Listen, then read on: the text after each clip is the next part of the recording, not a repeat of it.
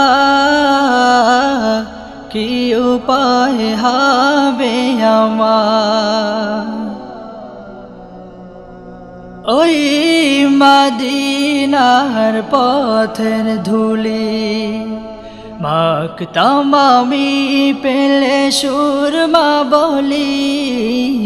ওই মদিনার পথের ধুলি মাখতাম আমি পেলে সুরমা বলি ফিরে পেতে নয়নে নূরের আধার ডেকে লাও রাজা তোমার